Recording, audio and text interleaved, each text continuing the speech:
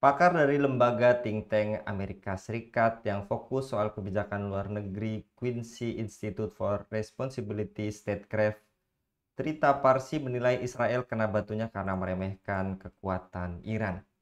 Iran terus menyerang balik Israel bahkan setelah pasukan Zionis menggempur fasilitas nuklir, senjata hingga menewaskan pejabat top militer negara Timur Tengah ini. Dilaporkan juga pada media Israel melaporkan rudal Iran juga berhasil menghantam distrik Kiryat di Tel Aviv. Daerah ini dikenal sebagai markas pasukan pertahanan Israel dan Kementerian Pertahanan. Apakah Israel tidak sekuat yang selama ini digambarkan? Apakah ini momentum bagi dunia Islam untuk bersatu menghadapi dominasi Zionis? Dan sejauh mana peran negara-negara Islam seharusnya dalam merespon konflik ini secara strategis dan kolektif? Untuk membahasnya kami terhubung dengan Bung Hasbi Aswar dari Geopolitical Institute. Kita sapa terlebih dahulu. Assalamualaikum warahmatullahi wabarakatuh, Bung Hasbi. Assalamualaikum warahmatullahi wabarakatuh, Bung Anggi. Melihat korban yang jatuh baik di pihak Israel maupun juga keberhasilan Iran menyerang target vital, dan kita juga ketahui bersama adanya campur tangan Donald Trump yang menyatakan katanya keberhasilan. Menurut Anda, dengan bergabungnya negara sekutu bahkan juga Australia mendukung ya Bung Hasbi dalam pernyataannya mendukung pihak Israel serta Zionis. Apakah ini menandakan bahwa Israel tidak sekuat yang selama ini digambarkan, Bung? Ya, Bung Anggi. Ya, memang Israel itu adalah entitas yang paling pintar melakukan propaganda ya, Bung Anggi ya. Dan sebenarnya sudah terbantahkan sejak 2023 lalu, Bung Anggi kan. Iron Dome itu kan pertama kali dipatahkan mitosnya itu kan sejak pasukan pasukan perlawanan eh, Palestina itu menghujani Israel dengan ribuan roket kan gitu. Itu kan roket-roket yang saya kira bukan skala besar gitu. Tapi itu kan bisa tembus ke Israel kan gitu.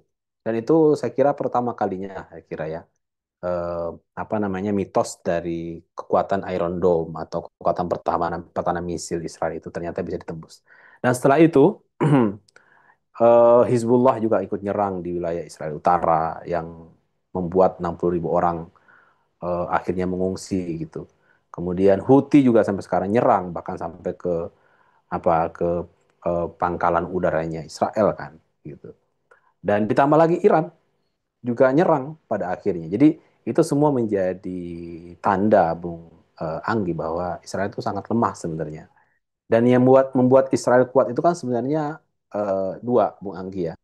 Yang pertama karena Amerika Serikat yang selalu membackup Israel, dan yang kedua adalah karena negara-negara Arab yang mereka cenderung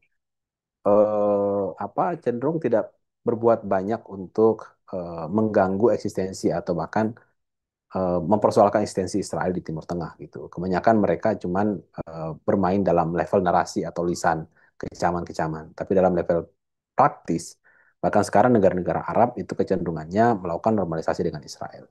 Jadi kekuatan utama Israel itu adalah Amerika Serikat dan normalisasi dengan Arab gitu. Kalau bicara tentang tempur, ya kita sudah bisa melihat ya Iran memborbardir Israel gitu. Bahkan setelah seminggu akhirnya Israel itu memaksa Amerika Serikat untuk menyeret Amerika dalam peperangan tersebut. Gitu. Nah, itu artinya bahwa Israel itu tidak sekuat itu. Bahkan sangat lemah ya. Para apa baik pada dua perang yang terjadi 2 tahun kemarin, sejak 2 tahun lalu sampai serangan-serangan Iran terakhir itu kan membuat para warganya itu kan berlarian ya. Bahkan sempat ada di awal perang minggu lalu itu sempat di bandara itu kita lihat banyak koper-koper yang kosong, Bu Anggi, karena ditinggalkan oleh orang-orang yang mungkin berlarian gitu untuk untuk menyelamatkan diri. Jadi Israel itu sebenarnya sangat rapuh ya, sangat rapuh. Kekuatan Israel itu adalah Amerika Serikat sebenarnya. Yang paling utama secara militer adalah Amerika, dan secara politik ya Amerika dan negara-negara Arab tentunya, negara-negara sekutu Amerika Serikat. Banyak analis menyebut Israel mulai kehilangan dominasi di kawasan yang juga tadi Anda paparkan, negara-negara mayoritas Muslim bahkan Liga Oki pertemuan juga diadakan di Ankara beberapa hari ini yang juga tadi Anda katakan tidak bereaksi kecuali kecaman. Menurut Anda, apakah ini momen bagi dunia Islam untuk bersatu menghadapi dominasi Zionisme? Ya idealnya itu, Bung Anggi ya. Idealnya bersatu, bahkan harusnya sejak pasukan pejuang Palestina, Hamas dan kawan-kawan itu memborbardir Israel pada 7 Oktober, harusnya itu setelah mitos kekuatan senjata anti rudal itu tidak lagi berfungsi atau bisa ditembus, harusnya setelah itu misil itu ribuan ribuan ditembakkan dari berbagai negara gitu, dari Qatar, dari Iran, dari Arab Saudi, dari Turki, dari Mesir itu dengan menyasar target-target penting kan, target militer, fasilitas apa energi, gas, fasilitas militer Israel dan sebagainya. Itu kalau itu terjadi, Bung Anggi, saya kira dalam tidak perlu hitungan minggu Israel akan tunduk gitu. Setelah itu pasukan-pasukan tentara Muslim itu masuk dan kemudian merestrukturisasi dan mengambil alih wilayah Palestina yang direbut oleh Israel dan kemudian menjadi wilayah Palestina kembali. Harusnya kan begitu. Tapi yang terjadi adalah yang dilakukan oleh negara-negara Muslim, Oki, Bung Anggi, adalah ngumpul untuk dan mengecam dan menekan. Itu pun sebenarnya menekan siapa? Bukan menekan Israel ya, mengecam Israel, menekan PBB, menekan Amerika untuk mengambil sikap untuk menekan Israel gitu. Yang kita harapkan kan sebenarnya langsung mengambil sikap untuk menekan Israel secara langsung. Negara-negara yang punya hubungan dengan Israel langsung putus secara diplomatik diputus, kemudian kerjasama ekonomi putus, bahkan menutup ruang udara, darat, dan laut mereka untuk berbagai kepentingan Israel. Harusnya kan begitu. Tidak perlu harus mendesak PBB, yang itu sebenarnya PBB nggak punya kekuatan apa-apa, Bung Anggi kan. PBB kan nggak punya tentara, kita sudah sering mengulang-ulang. Ya. Tidak punya tentara, tidak punya otoritas di atas negara gitu. Yang punya otoritas di PBB siapa? Ya negara-negara yang kuat sebenarnya kan. Dan kita tahu peta PBB itu siapa yang dominan gitu. Artinya selalu menekan PBB itu kan sebenarnya hanyalah basa-basi diplomatik saja kalau menurut saya. Harusnya dunia Islam itu langsung ngambil sikap gitu, secara langsung. Dan nah apa namanya? Jadi bersatunya umat Islam atau dunia Islam ketika terjadi peperangan-peperangan di dunia Islam atau genosida, mereka bersatu ngumpul itu bukan untuk berkontribusi langsung secara efektif, tapi mereka berkontribusi apa? Mereka itu memikirkan supaya stabilitas kawasan tetap stabil. Sehingga kepentingan nasionalis mereka masing-masing, kepentingan nasional mereka masing-masing tidak terganggu. Karena Bung Anggi, di Timur Tengah itu kan satu negara yang tidak stabil itu kan berpotensi merembes ke negara yang lainnya. Baik merembes konfliknya ataupun dampak pengungsinya gitu. Ya kan? Jadi itu berat bagi mereka. Apalagi negara-negara Arab sekarang kan lagi membangun modernisasi macam-macam kan, investasi macam-macam gitu. Jadi mereka sangat tidak ingin ketika terjadi perang, apalagi yang berdampak pada kawasan. Karena ketika terjadi perang yang berdampak pada kawasan, ya negara-negara Arab juga akan ambruk secara ekonomi dan macam-macam gitu. Nah, makanya mereka ngumpul untuk itu, bukan untuk tujuan yang kita harapkan, yang publik harapkan gitu. Mereka ngumpul untuk kepentingan Palestina, untuk menghentikan langsung penjajahan dan genosida. Tapi mereka ngumpul untuk apa? Supaya gencatan senjata terjadi sehingga kawasan Timur Tengah tetap stabil. Tujuannya apa? Kepentingan nasional masing-masing. Itu. Ini sama dengan konteks Iran, ngumpul di Turki.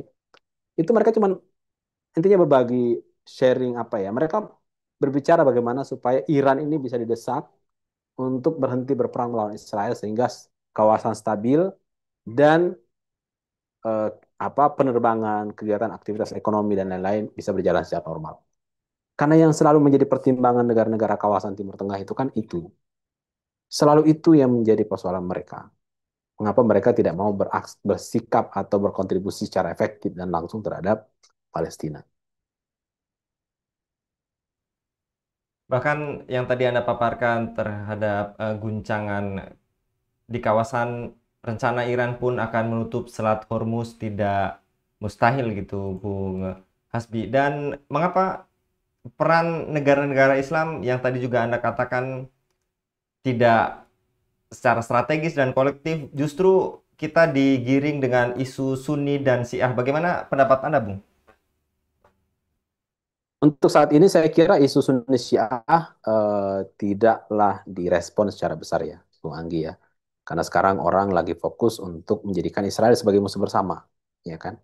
Seandainya pun saya kira Rusia menyerang Israel, pasti dunia Islam akan bersorak-sorai gitu. Jadi saya kira orang-orang yang menggoreng isu Sunni Syiah sekarang lagi tidak ada yang beli gitu loh, tidak ada yang ngerespon. Karena orang konsen sekarang orang ini kan lagi geram sama Israel.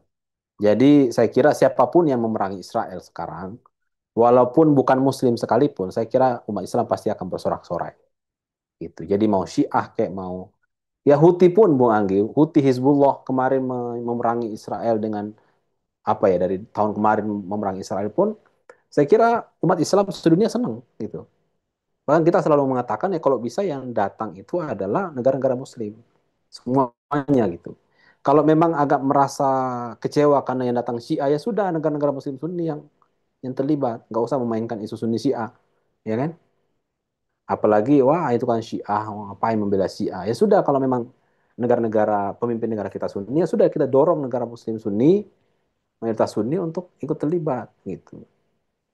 Harusnya kan seperti itu, bukan cuman main apa memainkan isu yang tidak produktif menurut saya. Tapi menurut saya isu itu tidak terlalu hari ini kalau sejauh yang saya lihat bang gitu tidak ada yang menggoreng gitu ya. Walaupun mungkin ada yang menyampaikan itu tapi paling petikan-petikan ceramah yang itu tidak tidak mendapatkan jangkauan atau tidak mendapatkan respon yang positif di halayak ramai gitu kira-kira.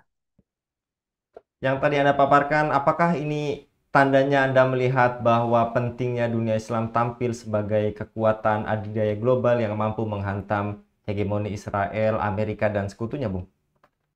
Ya, Bung Anggi ya, saya beberapa tahun lalu pernah diskusi sama seorang profesor ahli Timur Tengah ya. Waktu itu normalisasi.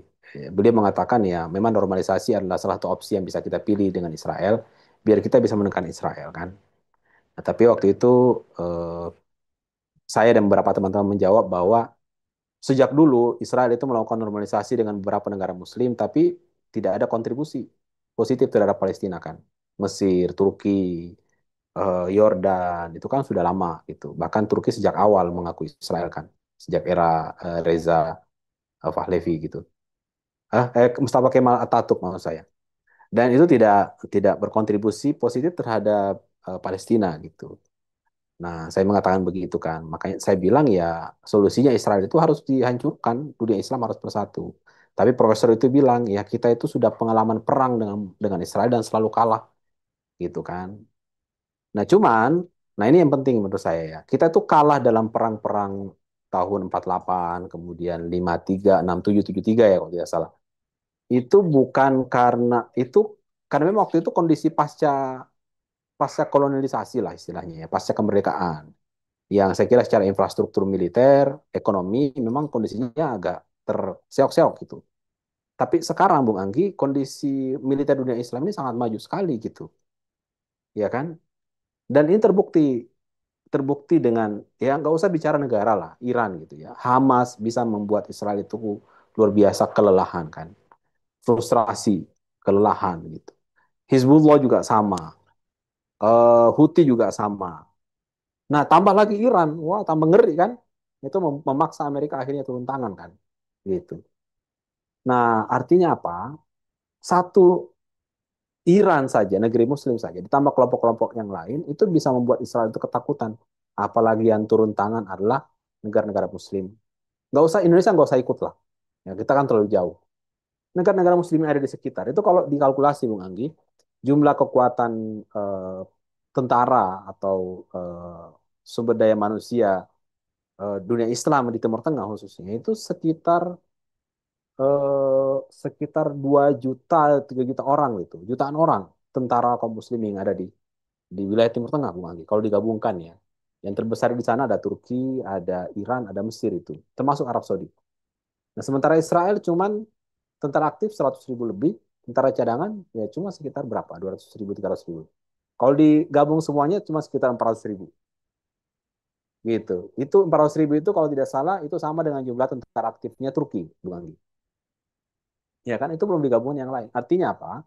Kita punya kekuatan yang cukup untuk menghapuskan Israel dari peta dunia kalau dunia Islam mau. Tapi kita masih terhalang oleh itu kepentingan-kepentingan nasionalistik ya, kepentingan-kepentingan sempit nasional, ketakutan akan kondisi ekonomi, ketakutan diboykot, ketakutan berhadapan dengan Amerika dan sebagainya. Nah, itu yang membuat akhirnya dunia Islam tidak bisa berbuat banyak. Gitu. Padahal potensinya sangat besar sekali. Dan sebenarnya ketakutan-ketakutan itu kan kita belum tahu ya. Masa depan kita nggak bisa ukur ya, Bung Anggi ya. Tapi dari segi kalkulasi saya kira, kalau kita hitung-hitungan kalkulasi, dunia Islam itu punya banyak jalan keluar sebenarnya. Ketika kita berhadapan dengan Israel, mengajukan Israel, kita punya banyak opsi-opsi kebijakan untuk menghadapi Amerika Serikat, saya kira. Baik, jasa kolom Bung Hasbi untuk pemaparannya. Memang jika umat Islam bersatu sesuai judul kita Zionis tumbang bisa dalam hitungan jam gitu ya Bung Hasbi. Apalagi Donald Betul, Trump juga kunjungan beberapa pekan lalu atau bulan lalu itu dari beberapa negara Islam saja sudah bisa menghasilkan 20 triliun rupiah lebih gitu ya Bung. Apalagi jika umat Islam bergabung. Mudah-mudahan ini menjadi pembangkit kita bersama untuk sama-sama umat Islam bersatu menumbangkan Zionis penjajah Yahudi. Jazakallah sekali lagi Bung Hasbi untuk paparannya pada kabar petang kali ini. Demikian pemirsa Elava News, dukung dengan subscribe, share, dan like. Semoga menjadi kebaikan bagi kita semua di dunia dan di akhirat. Saya Anggi Suara undur diri. Assalamualaikum warahmatullahi wabarakatuh.